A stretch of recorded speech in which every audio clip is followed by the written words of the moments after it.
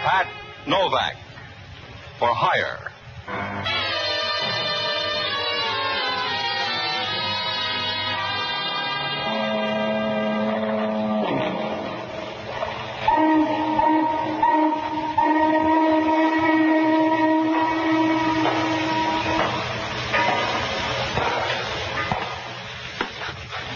Sure.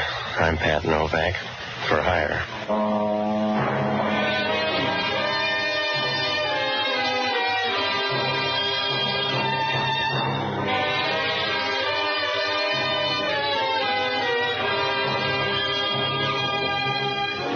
That's what the sign out in front of my office says. Pat Novak for hire. It's easy to rent yourself out and you make a few bucks, but sooner or later you get burned. It doesn't make any difference whether you're a man or a mouse. Because down on the waterfront in San Francisco, they build the traps both ways. Oh, everything looks easy, but sometimes they fool you, like putting shatterproof glass in a fire alarm box. And you gotta watch out every minute. Because down here, if you reach out to help a panhandler, the guy'll take your arm and hand you back the dime. I rent boats and deal any place. They'll give you a good trade-in on a second-hand soul. Works out all right. Sometimes you're on top of the heap, if you like the kind of heaps they got down here. But you got to get your laughs in a hurry, because you find out right away you're not going to make any more headway than a hummingbird in a wind tunnel. I found that out Wednesday afternoon. Must have been about 3 o'clock. The sun was out down at the far end of the bay. It put a head on the clouds down there and put the rest of the sky in a good mood. Over across the bay, it was a warm, easy yellow that made you think of a pound cake full of eggs. It was too nice a day to work inside, so I closed shop and started down to a pool hall on Market Street. I never got there, because on the way I stopped by the laundry to pick up a couple of shirts. It started right there, when the clerk walked over to me. He was full of fizz and the sort of guy who gets a bottle of hand lotion for his birthday. Well, Mr. Novak, is it? I don't know, is it? Yes. My, we have a nice day, haven't we? Yeah, I want some laundry. Not any better than yesterday, though. Not a bit better than yesterday. What do you do? Give them all a rating? How about the laundry, huh? Yes. Let's have the ticket. All right. Mm-hmm. 428. That should be right down here. It's just a couple of shirts. 28. Yes, here it is. That'll be $1.84, please. Well, it sounds like a fair price, but I'll take my own. Own? This isn't mine. It's too big. Are you sure? Look, I had a couple of white shirts. Now, you better look again. Well, the tickets match, you see, 428. You must be wrong, Mr. Novak. Now, look, fella, shirts don't swell. They shrink. The package is too big. Too big? Oh, well, we better open it. Yes. Well, see, I can wrap them again easily. Don't worry. Yeah. It's not my shade of pink. Oh. I guess it's not yours. Thanks. Here's some men's clothing, too. How about these shirts? If I were a jockey, I'd take them. I want my own. Well, yes, of course you do. Oh, goodness, I don't know what to do with myself. Yeah, you got a problem. How about these shirts, though? Oh, we've mixed up the tickets, and someone has your package. Who? I don't know. Maybe we can check on the collar markings. Let me see. Yeah. Yes, now, let me check in the book. Here we are. This laundry belongs to Earl Hayes. Yeah, where's he live? Are you going up there? I want my shirts back. Yes. He lives at 321 Dorset Place. Yeah, give me a bundle. Oh, I'm sorry, Mr. Novak, and please apologize to Mr. Hayes. I'm so angry at myself, I don't know what to do. Yeah, be careful you don't stop a hole in the floor. See you later.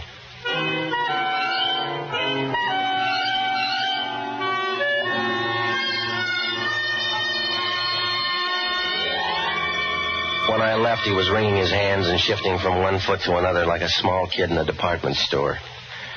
On the way up to Dorset Place, I looked at the bundle. There were a couple of women's blouses and 4 loud-colored shirts. 2 of them looked like a Navajo blanket somebody'd sewed buttons on. I tried to wrap up the bundle, and about 10 minutes later, I got to 321 Dorset Place. It was up on Telegraph Hill, and it was an old place somebody'd remodeled. It was supposed to be modernistic, but it reminded you of a chromium-plated tool shed. Apartment 2A was on the second landing. I went up there and knocked. Earl Hayes didn't answer the door, but you couldn't quarrel with what you got. She was in her 30s and pushing 40 hard enough to bruise it. But she looked good standing there in the doorway, long and lean enough to make a greyhound turn in his card. She was wearing green lounging pajamas, and you've seen bananas in looser skins. You could see the bay behind her through the window, and she stood there brushing back enough red hair to sell to a mattress factory. And as she pushed the door back, she started to smile. Her lips were a pale red color and moist enough to put a desert on its feet, and you could tell she thought she used them to talk when you got tired of everything else.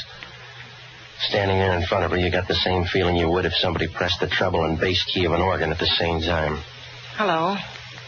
What are you selling? Shirts. Is your husband home? Should I have one? I don't know. It depends on the climate. Come on in anyway. All right. Who are you? My name's Novak. I'm looking for a guy named Earl Hayes. You better sit down. It won't take me that long. He's got my shirts. Mr. Novak, you don't look like the kind who'd lose a shirt. I don't want jokes, lady. There was a mix-up down at the laundry. I got Hayes' stuff, and he walked off with mine. That is stuff in the bundle? Yes, it is. Here. All right, put it on the table here. We'll see. I don't think you're smart, Mr. Novak. Huh? Where's the other shirt? You got them all right there. There's one missing. All right, see the laundry. All I want's a trade. There must have been another shirt in this bundle. Maybe it was too dirty. The boy couldn't clean it that fast. Now, look, friend, if you want to argue, go ride a streetcar. I came up for 2 white shirts. Now, where are they? I suppose Earl Hayes has them. Where's he? I'll send you to him, but I'm afraid you won't like him. Then I'll be lonely. Just tell me where he is. 2 floors up. That'll give you time to work over that story. Yeah. Because he'll know you're lying. He'll want to know about that shirt. What makes it that important? The fact that it's missing. I'll find him upstairs. I hope it works into a friendship. Yeah. But I don't think it will. He'll know you're lying, and you'll get tossed around like a green salad. Is he tougher than you? No, he's just not as versatile. Good luck, darling.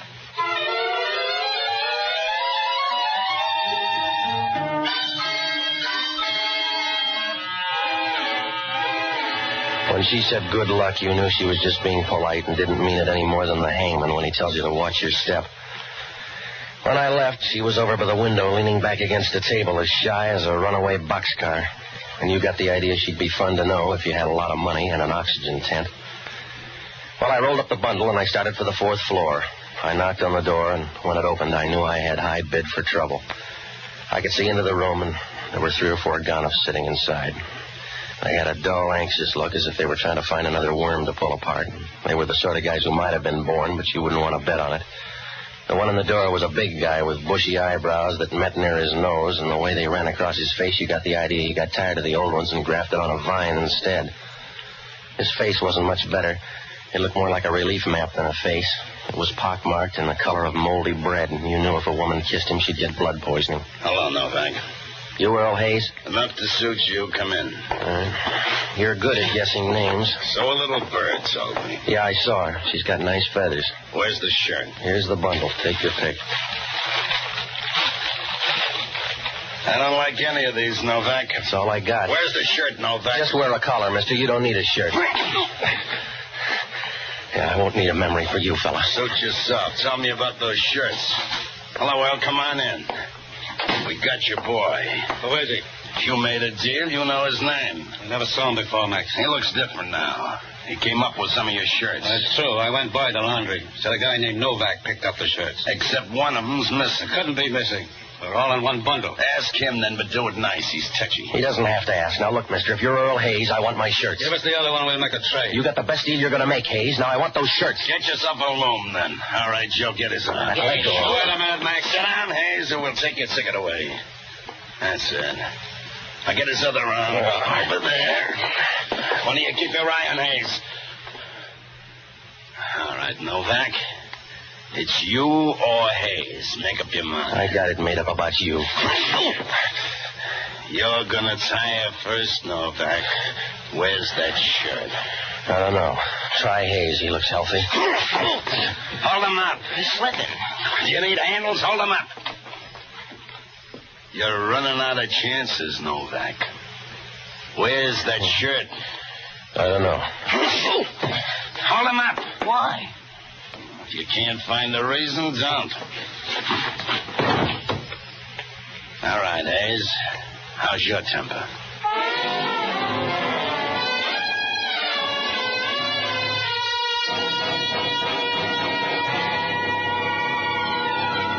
I slid down to the floor so fast I almost went into the varnish, and I spent the next couple of hours checking on the termites. It was getting dark when I woke up, and right away the room was full of company. The host was Earl Hayes, and he was lying on the floor as dead as a cracked bell. He was over by the desk, lying on his back and grabbing at the rug like a Hoover vacuum. The hair was wet against his head, and the perspiration on his forehead started to break up and run down like tears, so you got the idea he cried out of his hairline instead of his eyes. He didn't seem pained or put out. He was smiling a little as if he realized he had a better deal. Over by the door, Hellman was talking to a couple of coppers. He sent them downstairs and walked over to me. You woke the neighbors, Novak. I don't snore that loud, Hellman. You made the noise with Hayes? Yeah. How'd I get my face this way? You look better to me, Novak. How long you been here? A couple hours. That fits in. The coroner's already been here. He says Hayes was beat to death an hour ago with that poker out of the fireplace. You better check on the prints. I already sent it down. You slept too long. Hello, Inspector. We came by for the death. He's right there. Tell the morgue to keep him out till I get down. Yes. Come on, Joe. That's it. Grab him. Sure is a little guy. Well, very easy. Tell him I'll check in at 8. So well, Inspector. All right, Novak, tell me all about it. I came up here for a shirt. That's not hard to get. What about Hayes? How'd the beef go? It went both ways with a guy named Max. You better talk to him. I like you better. Oh, you're not bright, Hellman. I've been out of the game for 2 hours. Look, big shot, don't push me around. You got a story. Maybe it's good, maybe it's not. You could have taken Hayes and run into trouble yourself. That's the hard way, Hellman. I don't like your whip. Get another boy. You'll do, Novak, and you'll do it all downtown. Yeah, Hellman talking. What do you mean you can't send him up yet? Who's in charge down there? Give me the guy in charge. Huh? Well, 2 guys just came up here. You must have sent them. They were here. You must have sent them. Yeah. Well, you can send them for me. Don't tell me, Hellman. Well, it couldn't happen. No, it couldn't happen to anybody but you, Hellman. It's going to look real good, too, when they find out you let 2 strangers walk in and steal a body. I don't understand it. It's simple, Hellman. You better go in and rob that bed right now. Ah. Because when they're through kicking you around down at headquarters, you're going to need a sling. And with a figure like yours, it'll take a good-sized bed sheet.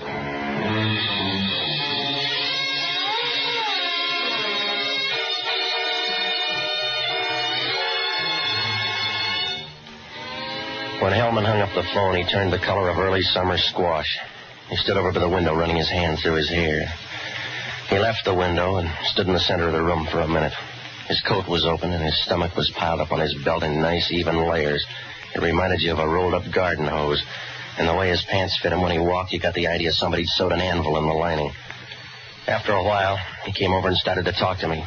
He kept pulling his ear, and in the dim light there, it looked like the cross-section of an eggplant. I'm still going to hold you, Novak. You'd look better with a hot potato, Hellman. I'm going to hold you for 12 hours. In the meantime, that body will show up. He didn't look that active to me. Wake up, Hellman. You've been backed into a corner. You better get a body first. Look, Novak, I know the guy was dead. I'm not going to sit on my hands. It's the most fun you'll ever have. I'm going to check those prints, and I'm going to find out why you were up here. I came to see Hayes. The laundry pulled a switch, and I came up for shirts. Checked with the guy at the laundry. Yeah. And on the way downstairs, stop at 2A. Why? There's a souped-up redhead down there. You can ask her a question. You can do that with any woman. You can ask her who Max is. I went there to find Earl Hayes. She answered and sent me here.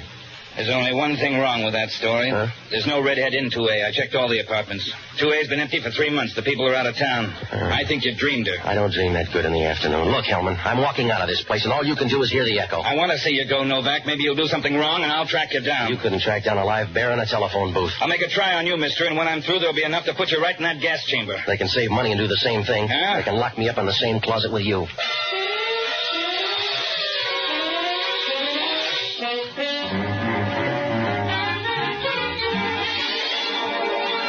When I left, Hellman was wandering around like smoke in a drafty room.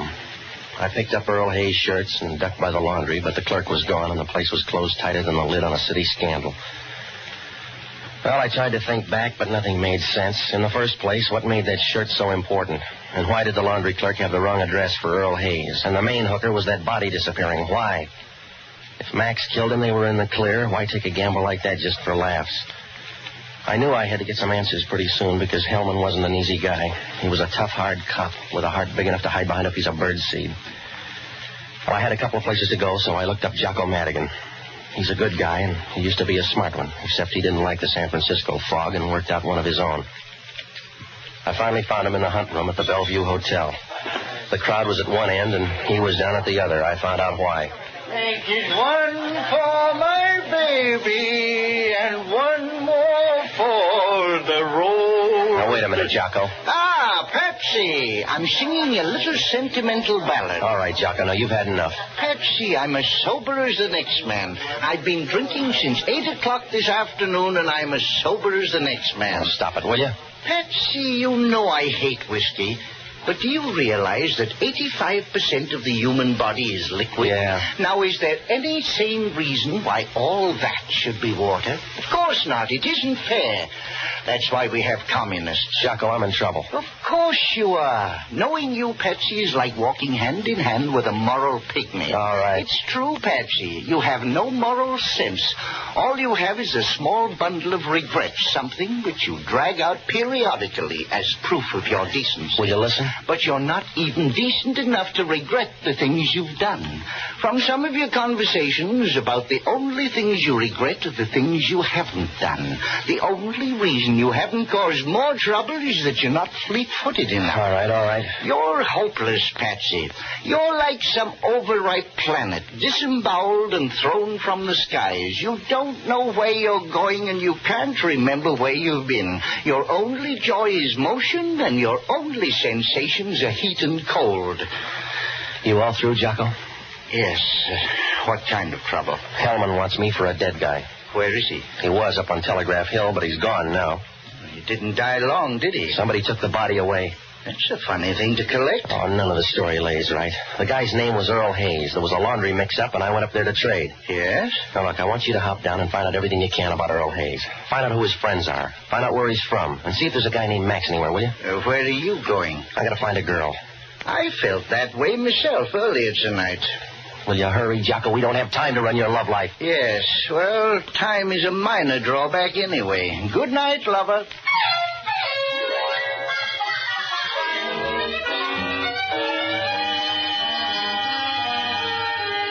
It was nearly 11 when I walked out of the bar, and the way things were going, I couldn't beat a vagrancy rap with a pocket full of annuities.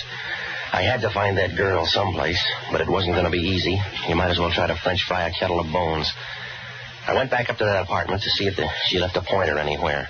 Hellman had a copper out in front, but he was sitting in somebody's new Nash reading a comic book. I went all through the apartment, and on the way out, I spotted the matches in the wastebasket. The folder had been used up, and on the outside it said Bonton Club, Duval Street, Key West, Florida. Well, that was the first break I got. Most people use their matches fast, so if she was using Key West matches, it must have meant something. I got down to a phone booth and started calling up the hotels. Finally, a hotel up on Taylor said they had a Miss Rhoda Warren on the register from Key West, Florida. For $5, a bellhop will tell you anything, so he said she was a redhead. I still didn't know, and when I went up there, she wasn't in. Well, I had to get back to my place for Jocko's call, and when I walked in, I got sorry about that $5. Hello, Mr. Novak. You keep bad hours. So do you, and your name's Rhoda Warren. You like the name? Yeah. Go ahead and use it. It's a phony. How about Max? I don't even know him. When you called him today, it was a wrong number. Oh, please, Mr. Novak. You're not big enough for menace. No? No, you're like everybody else on the waterfront. You got some muscles, a few stage whispers, and 30 cents in your pocket. So don't try to make a sale. Except you'd like to buy that shirt. If you want to sell it. What makes it worth $1,000? Your imagination. 500 will buy it. You're bad on guesses. 500 and Max will do it. Look, I don't have to deal with you, darling. You're a pauper on paper and in your pocket. So I can just sit tight while you sell or go broke. Where's Max? Sell him out. If I were in a hole, I'm not. You are. All right. Let go of my arm. I need some help, lady. I don't know whether you're making love or trouble. Either way, let go of my arm. Have you figured out yet? Please, you're hurting my arm. Where's Max? Come on, I'll twist you until the skin comes loose. Where is he? Please don't. All right. I'll make you friends anyway. Yeah, Novak talking. Yeah, I've been out all evening. Whereabouts? Yeah, well, he can't use it anymore. Where are you, the Compton? Yeah, thanks. The laundry clerk? Yeah, he found that shirt. Tell him not to lose his own. And wish him good luck. Will he need it? Well, maybe not. But he ought to take it while it's cheap.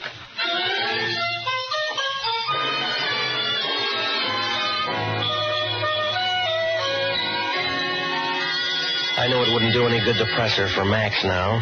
If she was going to tip her mitts, she'd do it on her own. I left my place and grabbed a cab for the piers. I got out near Market and walked over to the laundry. The back window opened up like a hunk of sky after a bad rain. I found the shirt lying out on the table. It looked like the rest of Earl Hayes' shirts, except for one thing. The collar was full of writing, a few letters and a lot of numbers. I took them down, left the shirt, and headed for my place. I got one of those shirts from that bundle and copied in some of the same numbers. Then I picked up a cab for Rhoda Warren's hotel. For another fin, the bellhop went blind, and I got into her room about 12:30. Her room was empty, but her bags were packed on the bed. I took a 60-40 chance and planted the shirt in the bottom of one of the bags. I told the bellhop to tip me off when she came in, and I started back to my place to wait for Jocko's call. I did about as well as a bottle of scotch in a Louisville bar. A squad car picked me up at the corner and said Hellman had a call out for me. About 20 minutes later, we pulled up to Pier 19. Hellman was waiting there, moving around like a pea in a boiling stew. Hello, Novak. Walk me down the pier. Find a crutch. What's on your mind, Hellman? Walk me down the pier. All right, but I won't take your arm. We found the body. How? Radar? Almost. The Coast Guard boat spotted him floating in the bay. They radioed in. We're hauling him up now. Yeah. We're all busy. I found a shirt, too. Well, we may not need it. Those fingerprints worked out just right. Well, if they're mine, it's too pat, Hellman. You're too smart a cop to buy that kind of plant. I'm a smart enough cop to hold you, now that we got Earl Hayes. Here we are. Yeah. You got him down there? Yeah, we're passing him up. Grab a hold there. Here, I'll get him. All right, Paul. Here he comes. There. Well, that water sure changed him, Hellman. There's a mistake. They read his identification. They said it was Earl Hayes. Another plant, Hellman. He's the laundry clerk. What was he doing out in the bay? Maybe that's the way they do the laundry now. Well, I'm going home, Hellman. You better stand on his chest. Huh? That way they can't steal him without taking you, too.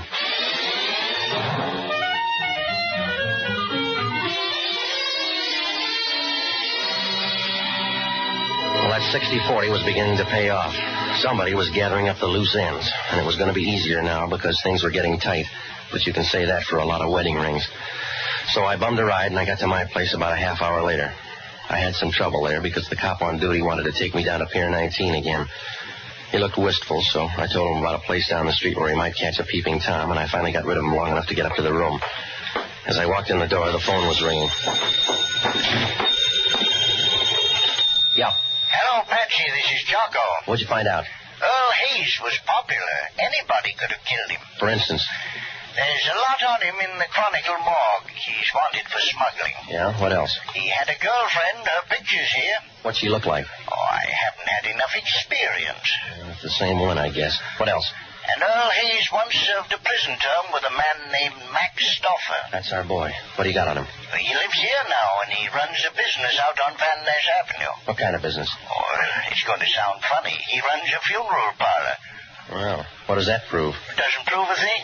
Just because you're a perfume salesman, you don't have to smell pretty.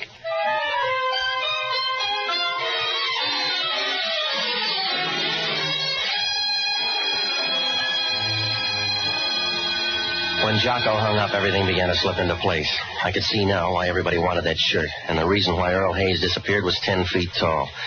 I called Hellman. He said he knew all about Max Stoffer, and we had a squad car on the way out. I met him at the corner of Geary and Taylor, and we rode out to Van Ness. Max Stoffer's funeral parlor was over near Pine.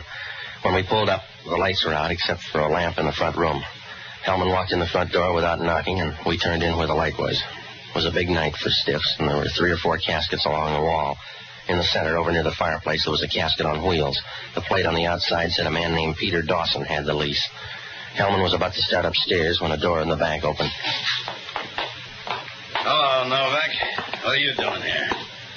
Is the man with you dead? Not too dead to talk to you, Stoffer. He's Inspector Hellman from Homicide. The bag looks heavy. Is he talking to you or me, Max? Where's she going? I'm putting her on a train, Novak. Do you care? It's up to Hellman. He wants you for killing Earl Hayes. I thought he disappeared. I'll add on the laundry clerk, too. After I visit the train. You put her on that train, she'll get off at the next station, Stoffer. Huh? She gave you a bad story. That shirt you got's a phony. Wait a minute. Save yourself some time, mister. Check her bag. Oh, he's crazy, Max. Make the odds, fella. Let me see that bag. Take a look. He's trying to stampede you, Max. Give it here. No, underneath there. The other side. There's no shirt in here. What are you trying... I don't know how it got there, Max. He must have put it there honest. I don't know how it got there. Something crazy's happened. You don't sound sure. Please, Max. Please, Max, stay away. I gave you the right shirt. Max, leave me alone. Take her, copper. Take her for the laundry guy. I'll read about you, lady. Max, you're crazy. You're crazy to tell him. I'll tell him all about it.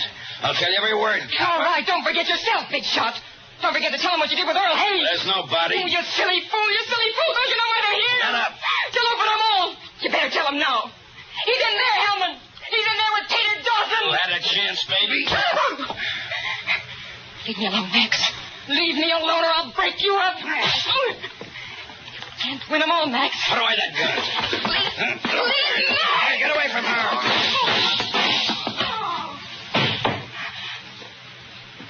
You don't need the gun anymore. No. Pick it up, Copper. Well, you had a big night, lady. Yeah. What happened, Novak? You put that shirt in there and you lied to him. Yeah. You lied to him and he thought I did. He thought I lied to him. What's the difference? As long as you killed him, you still get a prize.